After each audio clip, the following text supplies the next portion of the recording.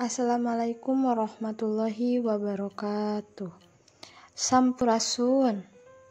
Alhamdulillah urang patepang deui dina lawungan anu kadua. Nah, materi anu baris dipedar dinten ieu nyaeta kaulinan barudak. Nah, sateuacan materina dikawitan, kahade ulah hilap, klik tombol di handap, klik tombol beureum, subscribe channelna, teras di like, pami anu teu ngartos mangga di komen. Tong hilap di subscribe. Anu kahiji, materi anu baris dipedar nyaeta wangenan kaulinan barudak. Naon sih aya wangenan teh? Wangenan teh sami sareng pengertian atawa definisi. Nah, jadi kaulinan barudak nyaeta kamonesan atawa pangabisa istimewa nu mindeng dilakukeun ku barudak dina mangsa anu rineh. Rineh teh nyaeta waktos anu santai senggangnya. Nah, biasanya dilakukeun nalika geus balik sakola, nalika poe libur jeung saterusna. Teras anu salajengna dumasar kana jalmana kaulinan barudak teh dilakukeun ku tilu cara. Anu kahiji bisa dilakukeun ku sorangan, anu kadua kaulinan anu dilakukeun kuduaan, aya oge kaulinan anu kudu dilakukeun kulobaan. Salianti eta aya oge kaulinan khusus keur barudak awewe, kaulinan khusus keur barudak lalaki, jeung kaulinan anu bisa diiluan ku barudak awewe jeung barudak lalaki. Jadi pacampur. Nah, upama nilih kana prak-prakanana kaulinan barudak teh aya anu kaasup kana olahraga tradisional, aya oge anu leuwih deukeut kana kasenian. Anu salajengna aya contoh kaulinan barudak awewe. Anu kahiji aya backlen atawa backless. Backlen teh nyaeta kaulinan anu make bal backlen jeung sawatara kewuk biasana dilakukan di jero imah atawa teras.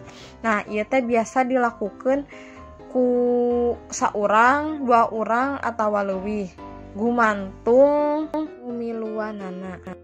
Backlen teh mangpaatna pikeun ngalatih koordinasi visual motorik, ngalatih konsentrasi, ngaronjatkeun kamampu kontrol gerakan ramo jeung leungeun. Anu salajengna aya oray-orayan. Nah, oray-orayan nyaeta kawih kaulinan anu sok dihaleuangkeun narika barudak arek ulin ucing-ucingan. Nah, oray-orayan mah kudu dilakukeun kulobaan, teu bisa ku saurang anapun dua urang. Sana kakawihan anu dihaleuangkeun sapertos kieu.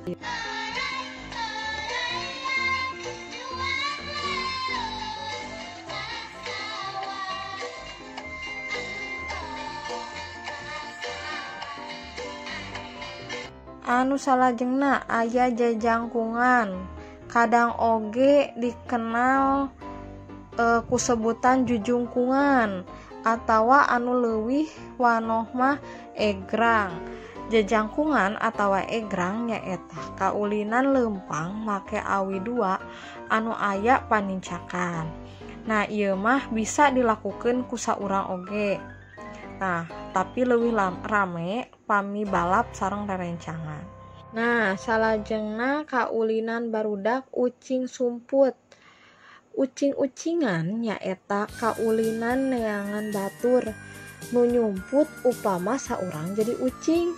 Biasana ucing ngitung heula mere waktu keur batur nyumput saacan kudu neangan kabehanana. Nah, aya rupa-rupa aturanana. Kaulinan ucing sumput kawentar di mana-mana, khususna di Indonesia. Nu maena pangsa eutikna dua budak, tapi leuwih loba leuwih rame. Salah saurang budak katempo jadi jaga ku cara hompimpah atawa sutan.